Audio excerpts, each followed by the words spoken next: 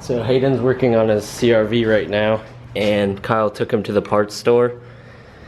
So by the time he comes back, I have this extra Viper alarm that I'm gonna try to just hook up to his ignition real quick. So when he tries to start his car or just turns the key, he's just gonna set this off. So I'm just gonna put it somewhere back here and just hook this into the fuse box somehow and ground it out. We'll see if it works. I have the power wire going into this fuse and it's grounded on the steering column. So when he turns his key, it's gonna set that alarm off, and it's really fucking annoying and loud. They're pulling up right now.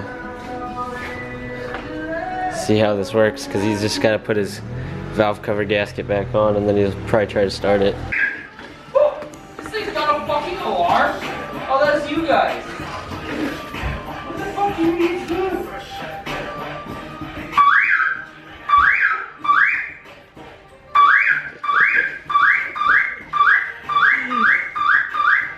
You're so fucking sick. That's why you get the fucking glasses. Just move my seat way too far forward.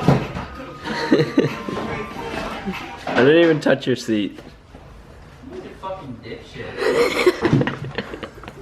Well, my day started off great.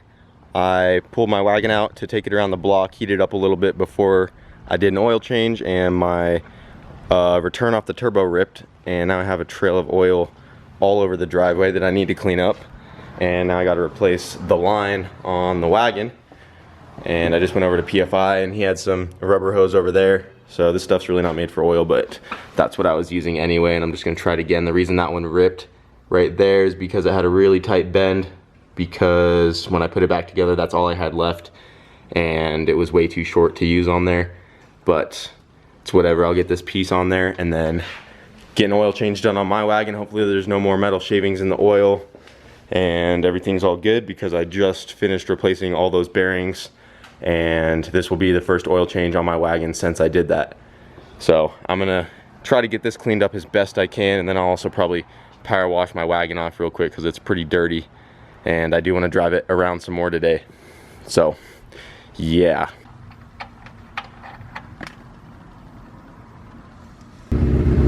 Just got the oil changed in my wagon. She is running a little rough at idle. I'm not sure why. Might just be in the tune. But I think I'm gonna take it around the block, get some oil cycled through it, make sure it's running and driving fine other than that idle.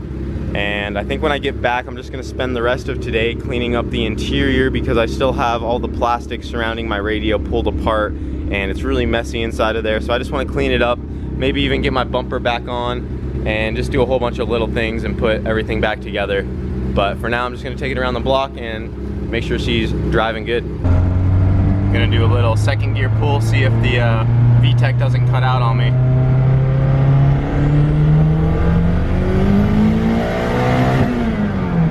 Oh, she felt real good right there.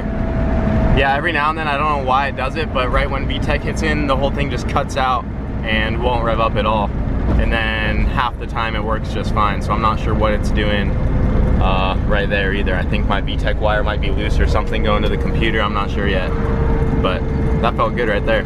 So yesterday I just got the oil changed on my wagon, and I was driving it around the block, brought it home, and got the interior cleaned out a little bit, and other than that, that's as far as I got. And today I'm working on the traction bars. I'm not sure if you actually want to call these the traction bars or not, because without this, it lets the whole control arm back there like move back and forth. So it's not really a traction bar, but I just call it a traction bar anyway. But I'm working on that right now because mine came extremely loose, because on each side I only have one bolt holding it on, so it allows this to pivot back and forth. I'll show a video real quick of what I mean. The whole wheel will just jump like way forward.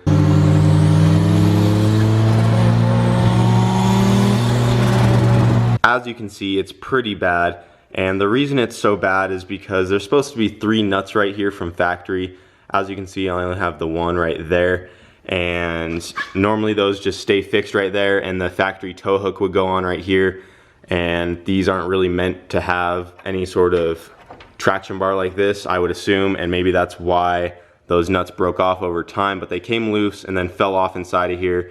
So now I only have one nut on each side, and that allows this whole bar to pivot back and forth no matter how tight you get it. So what I just did to this side is I got this plate cut off right here and I air hammered it off. Normally this is all covered so you can't even get to it, but I have to cut this off so that I can put some new bolts and nuts on the backside right there. We did this on Charlie's a while back, not sure if you guys remember, but right now I'm doing it to mine as well. And I just got this one side done. These aren't tightened down yet, but I was gonna wait until I get this side done. So this is what it looks like before I cut it, and as you can see, this is digging into my intercooler boot right there pretty good. So it'll be good to get this piece off as well. And I already went ahead and drilled out 2 of the spot welds, and then I'm just gonna use my air hammer and air hammer the rest of it out and just make one cut right here with the angle grinder, and then that whole piece will just come right off, and then I can put the bolts and nuts on this side as well. So this video isn't gonna be too exciting. I've pretty much just been working on this wagon, and Charlie and Hayden have been working on the CRV. They're doing a turbo kit on it right now, and I'm pretty sure Hayden will have a video on it once it's all done. They still need to get a lot done, but that's what they've been up to. So I've just been working on my wagon. So sorry if this isn't too interesting, but I figured I'd at least show what I'm doing right now. So I'll show getting this side cut off real quick, get that all removed, and then get this traction bar tightened down, and hopefully that wheel stops moving so drastically, because we did it to Charlie's and it seemed to work pretty good on his. So now it's my turn.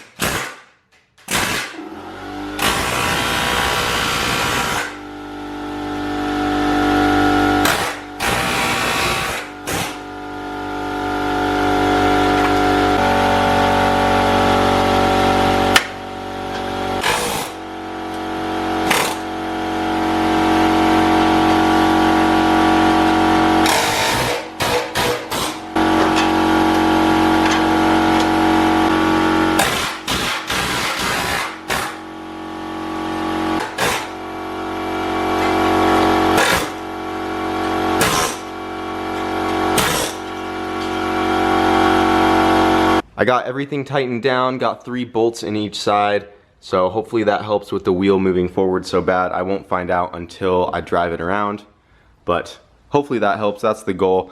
And if these ever come loose again, now that I have this plate cut out, I will be able to retighten those down way easier. So now it's nice that I have this little access hole right there to those guys. And yeah, I think tomorrow I might take it to PFI if Brent has time and if he's there, to put it back on the dyno and retune it. It's getting a little lean under boost, so I'm gonna need him to tune that out a little bit, and hopefully we can figure out whatever's wrong with the VTEC, like cutting out sometimes, and the idle needs to be smoothed out some. So if Brent has time, I'm gonna try to bring my wagon down there tomorrow and get her put back on the dyno.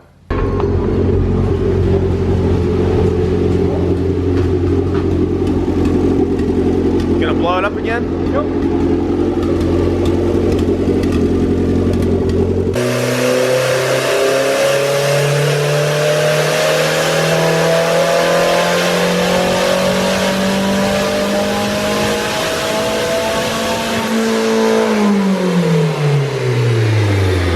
Well, I just got back in my wagon from PFI. Brent wasn't there, but it turns out he is going to be pretty busy tomorrow. I heard from a couple guys there, so might not be able to get my wagon tuned just yet, but I do need to do that soon. I have parts on the way for the MR2, and then I'll have parts on the way for the minivan soon as well.